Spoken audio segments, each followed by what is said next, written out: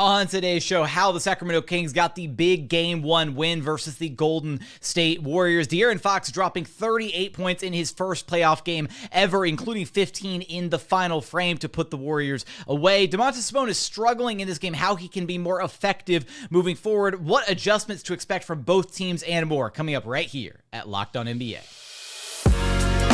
You are Locked On NBA, your daily NBA podcast. Part of the Locked On Podcast Network, your team every day.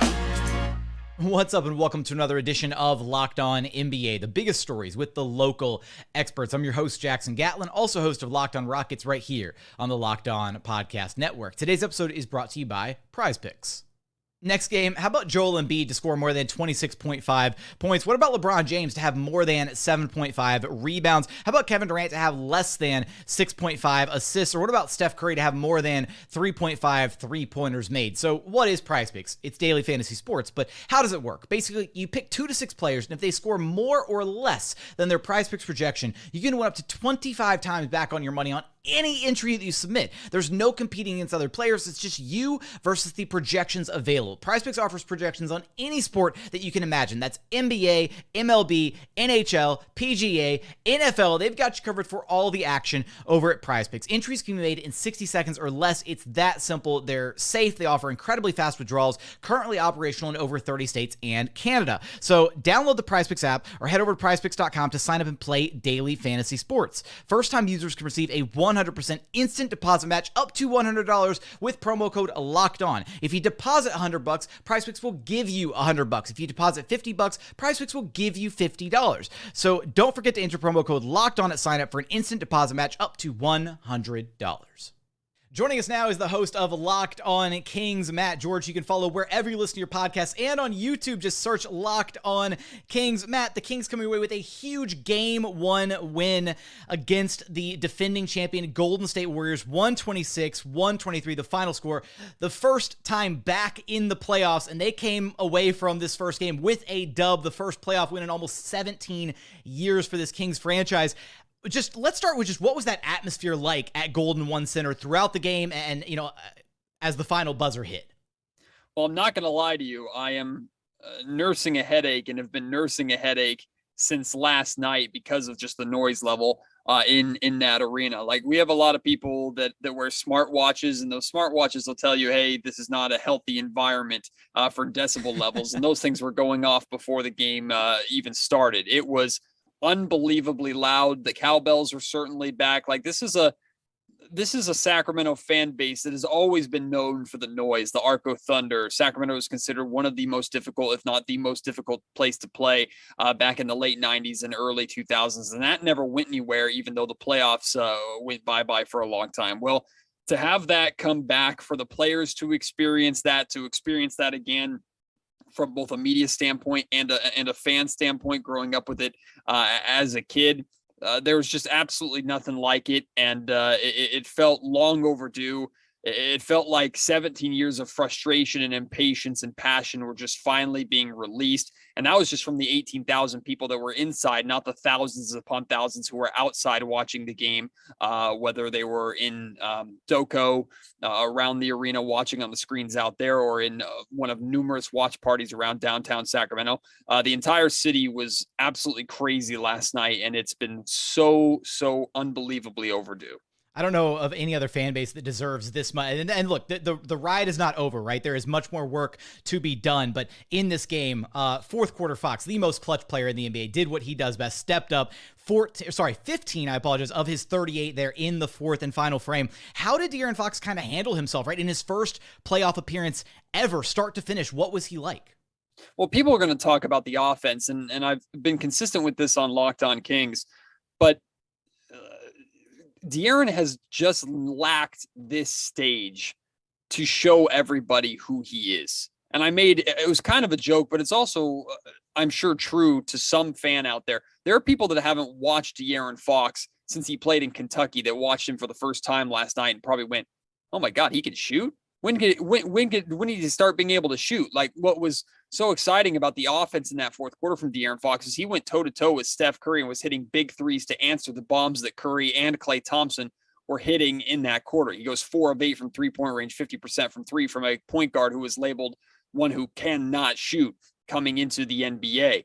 So, I mean, that in itself is pretty phenomenal. But what people need to be talking about with DeAaron Fox last night, in addition to the 38 points that he put up, defensively, I thought DeAaron Fox played one of the best games defensively of his career. He finished with 3 steals. He took on the challenge of guarding Steph Curry. You notice Steph Curry wasn't really guarding him. That's nothing new. DeAaron Fox has been typically guarding the best guards and having those best guards not guarding him all season long.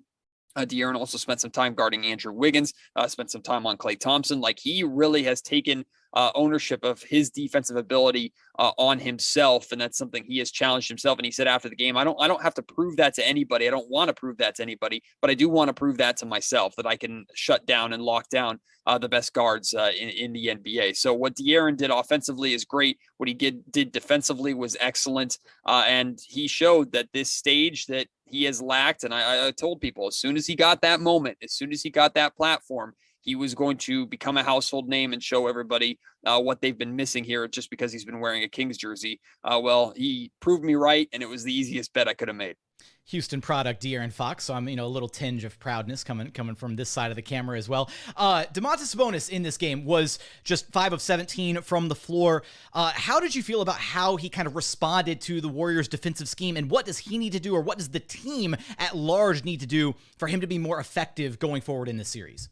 Well, I suppose Golden State Warrior fans should be thanking me a little bit, because despite the fact that the Warriors lost, I gave them something to say, ha ha, you were wrong, and make it feel a little bit better, because I came into this series all week long saying the Golden State Warriors have nothing to stop Domantas Sabonis. Like, I didn't think Kevon Looney, Draymond Green, didn't matter. I didn't think the Golden State Warriors had any way to stop and disrupt Domantas, and they stopped him and disrupted him in a major way in last night's game. Domantas Sabonis, if we're being honest, wasn't good. Like, he wasn't. At times, he was being outplayed by Alex Len, of all people, which would never have been on my Kings bingo card from last night. But, I mean, if we're being honest, there's 2 ways to look at this, right? There's looking at it and going, oh, man, Domantas Sabonis didn't play very well. The Golden State Warriors actually did a good job of taking him out of the game. And there's the other way of looking at it, where the Kings still beat the Golden State Warriors with Domantas Sabonis not playing well. And the way Sabonis played last night, he's going to play better than that over the course of this series. Now, I think we can also expect other Golden State Warriors players, their shooting percentage, to probably improve and be better in games going forward in this series. But ultimately, to me, I think the Sacramento Kings should be feeling very confident about how the remainder of the series will go, because they defeated the Golden State Warriors, where half of their dynamic duo was not playing great. And the Kings as a whole offensively weren't playing great, especially shooting the basketball, until late in the ball game. They still found a way to grind it out and beat the defending champions, who came into this series with oodles upon oodles of experience, which everybody said gave the Warriors such an amazing advantage that the Sacramento Kings didn't have. Well, the Kings beat the Warriors in a grinded out game when they weren't firing on all cylinders like I thought they were going to need to have a chance in this series. Who right now to you is the X factor in this series, Matt? And it could be a King, or it could be a Warriors player. Yeah, I had this conversation with some of the media members sitting courtside, and now the obvious X factor for the Kings is DeAaron Fox, with how important he is. But the question that I asked was, who's the kind of the secret X factor, or a piece on either team that will be the major difference maker, or can be the biggest difference maker to winning or losing the series, but they're not the name that first comes to mind, or they're not a superstar. And got a bunch of different names out there, but the name that I always felt was Malik Monk, because of how important he is with that second unit, the energy that he brings. He had 32 points last night. The Kentucky backcourt in their playoff debuts combined for 70 points, which is just absurd. Like, Malik is such an energizer bunny. He's so important to this team, because when it comes to the practice facility in the locker room, he's the guy that's always smiling. He's the guy that's always joking. He kind of brings like a lightheartedness, which is important. But when he gets on the floor, he has that scowl, he flexes, and he just brings that attitude and that energy that his teammates feed off of, and the entire arena feeds off of. Malik Monk was sensational last night. So I don't think Malik is going to average 32 points a game over the course of the series by any means, but the way Malik can change a ball game by coming in and either building a lead or bringing the Sacramento Kings back in or just maintaining what they're doing well, adding his own energy, that's essential to the success of the Kings. If Malik Monk averages 32 for the series, we might be talking about a sweep in favor of Sacramento, which probably wouldn't have been on your bingo card either going into this series. Last thing for you here, Matt. What's one key adjustment you're expecting to see going into game 2 of this series? Boy, I'll tell you this, like, I'm expecting a haymaker from the Golden State Warriors in this second game. I believe, and I think I read this, that the Warriors have never gone down 0-2 in the Steve Kerr era, playoff era, which is pretty incredible. So if the Kings would be able to do that to the Golden State Warriors, that would be pretty significant. I mean, I don't know if there's going to be massive adjustments for either team based off of what happened yesterday. I expect shot making for both teams to be better. Like if shot making was better for either team over the course of last night's game, maybe a team runs away with it a little bit. I don't know how the Golden State Warriors are going to do. I would expect them to be maybe a little bit better, building upon and expanding. When they built 2 separate 10-point leads in last night's game, the Sacramento Kings never got to double digits, period. I think the biggest they got was like 7. And in both those times, the Kings were able to close that gap pretty quickly. The Warriors kind of faltered at the end of the third quarter, allowed that big run for the Kings to take the lead heading into the fourth quarter. That's really where the game changed for Sacramento when the Warriors were in full control. So I'm not expecting major adjustments for either side. I'm expecting maybe a better showcase of shot making.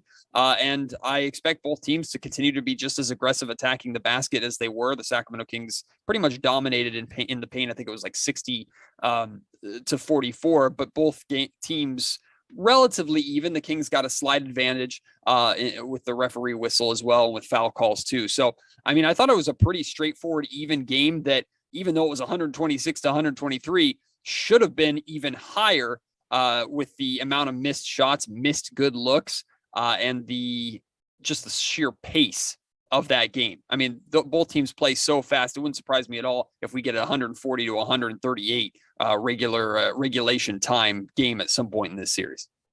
Will the Kings be able to knock out the defending champions here in round 1? How will the Warriors respond in game 2? Of course, you'll have us covered for all that and more over at Locked On Kings. Matt, I appreciate you stopping by Locked On NBA with me.